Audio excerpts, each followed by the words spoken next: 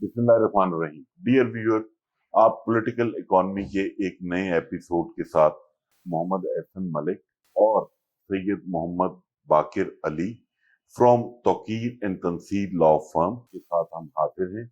और आज का जो वीलॉग है, ये पॉलिटिकल इकोनॉमी का जो शो है, ये थोड़ा सा डिले हो गया काफी, क्योंकि बजट आ गया और उसके बाद कुछ थोड़ी सी ऐसी चीजें हुई कि काफी चीजें डिले हो गई। तो अब जरूरत इस वजह से पड़ी इमीडिएटली इसको करने की कि काफी ज्यादा कंफ्यूजन क्रिएट हुई है मार्केट में 7E और फाइनेंस बिल को लेके। तो सबसे पहले तारुफ करवाऊं सैयद बाकिर अली साहब का कि बाकिर अली साहब वो दोस्त हैं, भाई हैं, जिन्होंने लाहौर हाई कोर्ट में मेरे कहने पे पिटीशन की थी 7E के ऊपर, और अल्हम्दुलिल्लाह वो पिटीशन हमने विन की। Honourable chief justice high court Shahid Jameel साहब ने अल्ट्रा वायरिस का डिसीजन दे के उसमें गवर्नमेंट को बैकफुट पे भेज दिया। अच्छा, ये बजट भी जो है वो बड़ा कंफ्यूजन वाला है। बजट ने भी हमारे साथ काफी तमाशा कर दिया। 9 जून को जो बजट था वो डिफरेंट था, और जब पास हुआ तो वो एक अलग शक्ल में था। मैं ये समझता हूं कि हमारी जितनी भी रियल एस्टेट की एसोसिएशन थी, उन्होंने 9 जून को बजट सुना और 10 जून को पार्टियां की, और उसके बाद वो सो गए, उसको परसू नहीं किया। बिल्कुल वैसे ही हुआ जैसे इलेक्शन जब आप लड़ रहे होते हैं तो एक कैंडिडेट जो जीत रहा होता है वो घर जाके सो जाता है, और दूसरा कैंडिडेट रिजल्ट जब अनाउंस होता है तो पता लगता है वो जीत गया। तो रियल एस्टेट कम्युनिटी के साथ भी कुछ ऐसा ही हुआ कि हमारे जितने भाई थे, हमारे लीडरान थे, वो सब सो गए, और उसके बाद रिजल्ट जब आया तो पता लगा कि गेम ही उल्टी हो गई है। अभी जो टॉपिक है वो टॉपिक है 7E, और कंफ्यूजन ये है कि लाहौर हाई कोर्ट ने इसको अल्ट्रा वायरिस कहा है और गवर्नमेंट ने इसको रीइंफोर्स किया है इन फाइनेंस बिल में। अब उसमें लोगों को क्लैरिटी नहीं है कि जो लाहौर हाई कोर्ट की जुरिसडिक्शन में लोग आते हैं, उन्होंने ये 7E पे करना है, नहीं करना है, हमने कैसे चलना है। तो मैं बाकिर साहब से रिक्वेस्ट करूंगा कि वो लोगों को एक्सप्लेन करें, या अभी भी हमारे पास कोई रेमेडी है। फाइलर्स की बात कर रहा हूं, नॉन फाइलर्स के ना हम स्पोक्स पर्सन हैं, ना नॉन फाइलर्स की हम बात कर रहे हैं, हम बात कर रहे हैं फाइलर्स की। जी, बहुत शुक्रिया एहसन साहब, आपने मुझे मौका दिया 7E के पॉइंट ऑफ व्यू से बताने के लिहाज से। सबसे पहले तो मैं आपको थोड़ी-सी इसके बारे में ना हो बताना चाहूँगा कि 7E एक बड़ा मशहूर एक टैक्स जो गवर्नमेंट ने अवाम के ऊपर लगाया। इसमें हमारा जो कॉन्स्टिट्यूशन कहता है कि हमारे जो 4 सूबे हैं, जिनमें सिंध है, पंजाब है, बलोचिस्तान है और जो केपीके है, इन 4 सूबों की अपनी 4 हाई कोर्ट्स हैं। और ये 7E चारों में ही चैलेंज हुआ है, जिनमें से जो सिंध हाई कोर्ट है, उन्होंने तो अगेंस्ट द टैक्स पेयर्स का डिसीजन दिया। अच्छा, सिंध हाई कोर्ट में ये है कि जब वो उनका डिसीजन अगेंस्ट आता है तो उनकी जुरिस्डिक्शन डायरेक्ट सुप्रीम कोर्ट होती है, और वो केस सुप्रीम कोर्ट में चैलेंज हो चुका हुआ है। लेकिन अल्हम्दुलिल्लाह जो पिटीशन मैंने एहसन भाई के कहने के ऊपर दायर की, वो फर्स्ट पिटीशन हमने ही दायर की थी 7E के ऊपर, जिसका अल्हम्दुलिल्लाह शाहिद जमील साहब ने टैक्स पेयर की फेवर में वो डिसीजन दिया और इसको अच्छा, मैं अल्ट्रा आपको एक वायरस चीज करार में दिया। बताऊं, वैसे वो जो शायद जमील साहब का डिसीजन है ना, उसको हमारे जो फाइनेंस डिवीजन के अदारे है वो उसको अपनी जीत काउंट करता है, क्योंकि उसने शायद जमील साहब ने उनको एक वे दिया है टैक्स लगाने का। शायद आपकी नॉलेज में हो कि वो CVA, कैपिटल वैल्यू एसेट के चक्कर में ले गए जी जी उनको। जी जी बेसिकली शाहिद जमील ने एक डायरेक्शन दी है कि जो लेजिस्लेचर है वो अपने कानून को प्रॉपर अमेंड करके इसको करे और इसको फाइनेंस एक्ट के अंदर दोबारा इसको करे। मगर इस बहुत ही अफसोस की बात है कि इस फाइनेंस एक्ट के अंदर उन्होंने इस चीज को कुछ भी इसका ख्याल नहीं किया, बल्कि उन्होंने चंद तरमीम की नॉन फाइलर के लिहाज से कि जो एक्सक्लूजन 7E के अंदर थी वो नॉन फाइलर के ऊपर एप्लीकेबल नहीं है। बाकी 7E का कानून उन्होंने एज इट इज इन्फोर्स कर दिया हुआ है, और वो लोग जिन्होंने पिटीशंस दायर नहीं की थी उनके ऊपर ये एप्लीकेबल है। अब मैं अपनी बात को थोड़ा समराइज करता हूँ और मुख्तसर करूं कि जो पर्सन जिन्होंने पिटीशंस दायर की थी, जिनको रिलीफ मिला है लाहौर हाई कोर्ट की तरफ से, उनके ऊपर मौजूदा 7E जो कि एक्ट का हिस्सा बन चुका है, कानून का हिस्सा बन चुका है, फिल वक्त उनको रिलीफ है।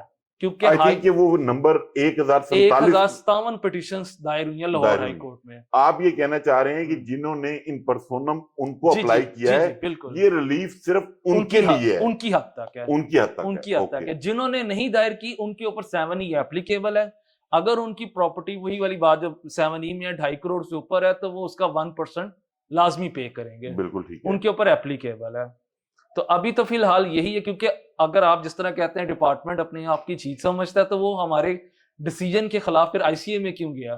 अच्छा, डिपार्टमेंट इंट्रा कोर्ट अपील में इंट्रा चला कोर्ट गया। अपील में चला गया। लाहौर हाई कोर्ट ने ये रूल्स के अंदर ये ऑप्शन है कि अगर सिंगल बेंच की जजमेंट किसी भी बंदे के अगेंस्ट आ जाए तो वो उसी कोर्ट के अंदर, लाहौर हाई कोर्ट के अंदर इंट्रा कोर्ट अपील के अंदर इसको चैलेंज कर सकते हैं डीबी में। ओके, अभी रिसेंटली ये डीबी में चैलेंज हो चुका हुआ है, तो अब इसका देखते हैं क्या फैसला आता है। Islamabad high court, Balochistan high court और केपी के, उनका स्टेटस आपको को मालूम है? इस्लामाबाद हाई कोर्ट में उनका क्या, उनका अभी तक डिसीजन नहीं आया, उनका भी नहीं पेंडिंग वहां चल पे रहा है। स्टे हुआ है 7E पे या नहीं, नहीं? वहां पे स्टे नहीं हुआ हुआ। बलूचिस्तान में तो स्टे हुआ था, बट वो कोटा चेंबर ऑफ कॉमर्स ने लिया था।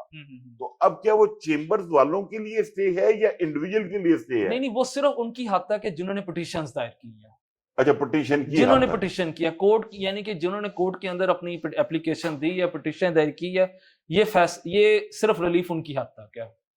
बाकिर भाई, एक चीज थोड़ी सी गाइड कीजिएगा।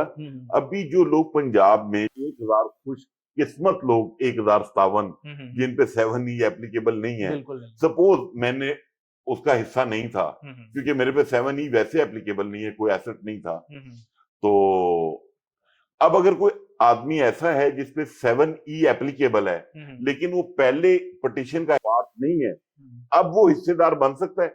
देखिए, उसमें मैं आपको रिलीफ बताता हूँ। मिसाल के तौर पे आपकी ही मिसाल ले लेते हैं। जैसे आप कहते हैं कि जी हम आपकी मिसाल लेते हैं कि जैसे 7E आप पे एप्लीकेबल है, आपकी जो प्रॉपर्टी की मालियत है 2.5 करोड़ से ऊपर है और आपने पिटीशन भी दायर नहीं की।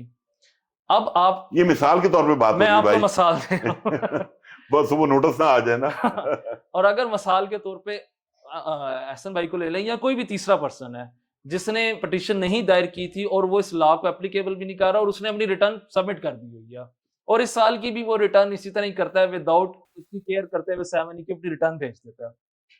अब उसको डिपार्टमेंट लाजमन नोटिस करेगा कि आपकी रिटर्न इनवैलिड है, आपने रिटर्न के अंदर 7E का टैक्स नहीं जमा कराया, और शो कास्ट करेगा कि आपकी असेसमेंट इतनी बनती है, इतनी मालियत का आप टैक्स जमा कराएं। तो मेरा उन भाइयों के लिए एक मशवरा है कि आप उस नोटिस को पकड़ के सीधा शाहिद जमील की जजमेंट का रेफरेंस देते हुए फ्रेश पिटीशन दायर करें। और उसके लिए बाकिर साहब का नंबर जिसको चाहिए होगा मैं दे दूंगा, और आप बाकिर साहब से रब्ता कर सकते हैं पंजाब की जुरिस्डिक्शन की हद तक। मैंने एक दो चीजें बतानी थी जो मेरे नॉलेज में आई हैं। अभी बेसिकली आपको पता है हमारे जो अदारे हैं ना, वो भी काफी चीजें हैस्टीनेस में करते हैं, कर लेते हैं और बाद में सोचते हैं यार अब इसका वे आउट क्या है। अभी डिफरेंट चीजें वर्कआउट हो रही हैं, क्योंकि अभी वो प्लान कर रहे हैं कि ये जो नॉन फाइलर है इसने तो प्रॉपर्टी जो है वो ट्रांसफर करवाने से पहले 7E पे करना है। अब जो फाइलर है उसमें भी 2-3 कैटेगरीज आती हैं। पहली कैटेगरी वो है फाइलर की जिसने अपनी वेल्थ स्टेटमेंट में अपने एसेट्स को डिक्लेयर किया हुआ है। एक फाइलर वो है जिसके एसेट्स डिक्लेयर नहीं है। अब उनके लिए क्या मैकेनिज्म होगा, ये चीज, इसका जवाब बिल्कुल ओपन वेग है। तीसरी बात जो सबसे इंपॉर्टेंट है वो ये है कि अगर एक फाइलर जिसने एक प्रॉपर्टी फाइनेंशियल ईयर के अंदर परचेज की और सेल कर दी, उसके ऊपर ये 7E एप्लीकेबल नहीं है। जिसकी होल्डिंग 30 जून को अवेलेबल है और वेल्थ स्टेटमेंट में आ गया है, तो उसके ऊपर 7E एप्लीकेबल है। एक तो ये मैं आपको क्लियर कर दूं।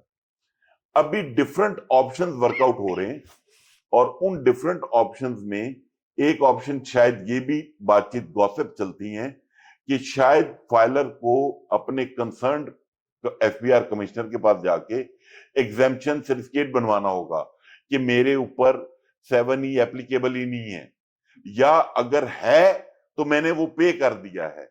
तो मेरी अरबाब इख्तियार से रिक्वेस्ट है और जो कि मैं ऑलरेडी कर भी चुका हूं, क्योंकि जब मुझे ये पता चला कि खुदारा फाइलर को कंफर्ट जोन में रहने दीजिएगा, जितनी छुरी आपने चलानी थी वो आपने चला दी है।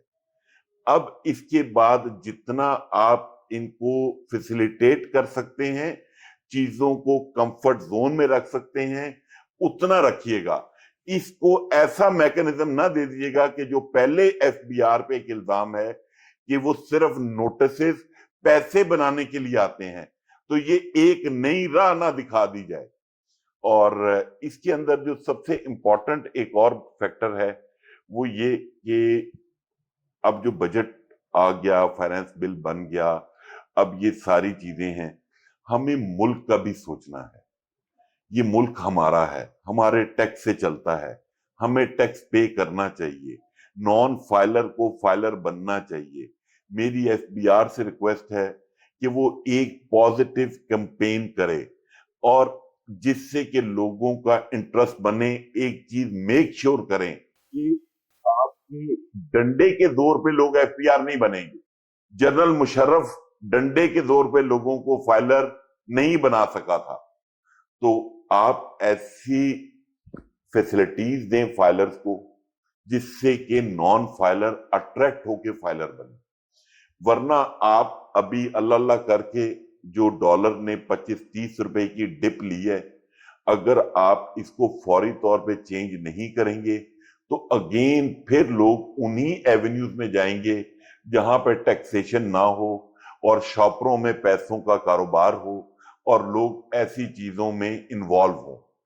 मेरे ख्याल में गवर्नमेंट को कोई ऐसी पॉलिसी लेकर आनी चाहिए। मैं बजट के तमाम सेशन जितने भी हुए प्रोग्राम्स के, टीवी टॉक शोज के, उनमें भी मैंने कहा कि ये जो 12 से 15 बिलियन डॉलर पाकिस्तान में इंडिविजुअल होल्डिंग में पड़ा हुआ है, इसको बाहर लाएं, इसको बाहर ला के पाकिस्तान स्टॉक एक्सचेंज में लगाएं, हमारे नंबर ऊपर जाएं, हमारा फेस बेहतर हो। रियल एस्टेट में लगाएं उसको, ताकि गवर्नमेंट को रेवेन्यू भी जनरेट होगा और मुल्क की खिदमत भी होगी। बाकिर भाई, एंड पे लास्ट में सिर्फ आप कोई 7E के वाले से ऐसी बात जो आप समझते हैं कि लोगों के लिए बेहतर है, वो काइंडली आप कन्वे। एहसन साहब, एक तो आपने बड़ी खूबसूरत बात की जो कि मैं भी चाहता हूं कि ये लोगों तक पहुंचे, कि अगर आप सिंपल ये करें कि जिस फाइलर का रेट 1% है और नॉन फाइलर का रेट 6% है, तो हम वो कौम है कि जो जबरदस्ती किसी के काबू में नहीं। बाकिर भाई, ये तो 9 महीने से पहले कुछ नहीं हो सकता, क्योंकि हमारे प्राइम मिनिस्टर साहब अंगूठा भी लाए ने ते 5-10 उंगलियां भी लाए ने कि पाजे 9 महीने तक हम इस चीज को नहीं छोड़ सकते। लेकिन मेरा ये मानना है, क्योंकि अल्हम्दुलिल्लाह मैंने जब वर्किंग की 9 जून के बजट पे जो आ रहा था, उसमें मुझे 2 चीजें मैंने बड़े भरपूर तरीके से ऐड करवाई थी। एक सेक्शन 111 के तहत $1 लाख मंगवाने वाली, और सेकंड थी 236 के ओवरसीज पाकिस्तानियों को टैक्स ना चार्ज करने। बिल में तो उन्होंने किए, लेकिन एक्ट का हिस्सा नहीं बनाया। एक्ट का हिस्सा नहीं बना, अनफॉर्चुनेट है। बट मैं ये समझता हूं अभी भी काफी ऐसी विंडोज हैं जिनको एक्सप्लोर करके हम अपने पाकिस्तान को बेहतर कर सकते हैं। नहीं, देखिए, मैं आपको ये बताना चाह रहा हूं कि अगर हम टैक्स के ऊपर जोर लगाएंगे तो वो आपकी बात बजाय कि कोई नहीं देगा। लेकिन अगर आप ये बेनिफिट्स दें कि मिसाल के तौर पे मैं फाइलर हूं और मैं अगर हॉस्पिटल की लाइन में लगता हूं तो मुझे ये बेनिफिट दिया जाए कि अगर आप फाइलर हैं तो आपका नंबर पहले है, नॉन फाइलर को जी हम फैसिलिटेट नहीं करते। जैसे बाहर के मुल्कों में होता है, आप टैक्स कार्ड दें और टैक्स कार्ड के ऊपर प्रिविलेज हो। जैसे बैंक लोग अक्सर लोगों को प्रिविलेज देते हैं कि अगर आपने हमसे क्रेडिट कार्ड की ली तो आपको इतने पॉइंट्स मिलेंगे और ये चीज मिलेगी।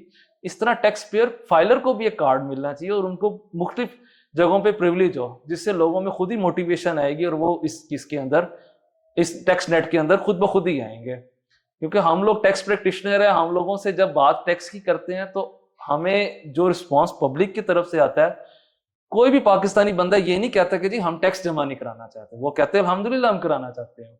मगर हमें रिलीफ भी तो कोई मिले ना, हमें कोई गवर्नमेंट भी तो कॉमन क्वेश्चन है ना, हमें ना स्कूल मिलते हैं, ना सेहत की सहूलियात मिलती हैं, ना अच्छी ट्रांसपोर्ट मिलती है, तो हम बाकी दुनिया में अगर टैक्सेस पे किए जाते हैं तो गवर्नमेंटें आपको फैसिलिटेट करती हैं, जो कि यहाँ पर नहीं है। बिल्कुल नहीं है। ठीक है, अगर आप BTB के through, broadening of tax base के थ्रू टैक्स नेट में लोगों को लाना चाहते हैं तो टैक्स की फैसिलिटी के साथ साथ दूसरी फैसिलिटीज भी फाइलर को मिलनी चाहिए। मैं तो ये कहता हूं बाकिर भाई कि बेसिकली सबसे पहला स्टेप गवर्नमेंट का ये होना चाहिए कि ये जो फाइलर के बिल में आप फ्यूल एडजस्टमेंट, जीएसटी और ये बिल डालते हैं ना, चाहे वो टेलीफोन के बिल में है, चाहे वो किसी के बिल में भी है, वो आप उठाए ना, उनको माइनस करें और वो लोड डाल लेना नॉन फाइलर के ऊपर। जैसे आप वापडा का लोड हम पे डिस्ट्रीब्यूट करते हैं, नालायकी गवर्नमेंट की है कि रिकवरी वो नहीं कर सकती बिजली के बिलों की, वो नॉन फाइलर से कीजिए, वो नॉन फाइलर से कीजिए ना, मैं क्यों सजा भुगतूं? बिल्कुल, ताकि अगर मैं नॉन फाइलर हूँ, एहसन भाई फाइलर हैं, तो मुझे खुद शर्म आएगी कि यार मैं नॉन फाइलर हूँ तो कितने नुकसान। नहीं, शर्म वाला तो कॉन्सेप्ट ही नहीं है ना यहाँ पे।